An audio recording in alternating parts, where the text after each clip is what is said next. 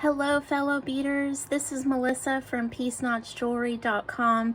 Today I'm going to be showing you how to make these fabulous micro macrame hoop earrings from scratch. If you're new to my channel, welcome.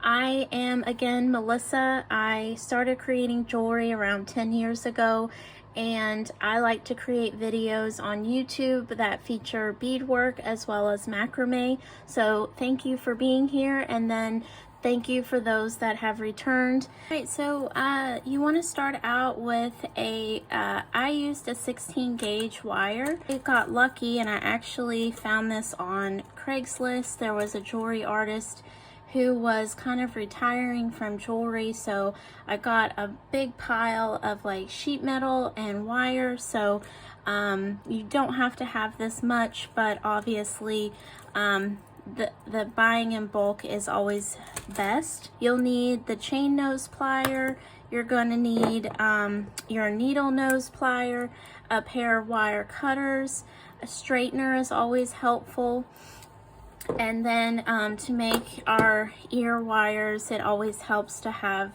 this 3 set plier, just makes it easier.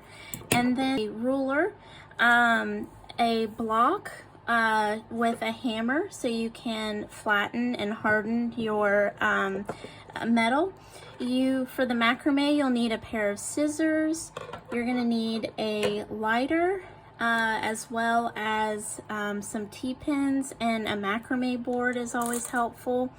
And then to shape my wire, I actually just used one of my bead storage. So you can make this in any different sizes. Use whatever you have around the house that can help you create that circular shape. And then I did use some little bicone beads that I got from Eureka Crystal Beads. A black cord. I used a waxed polyester. I can link down below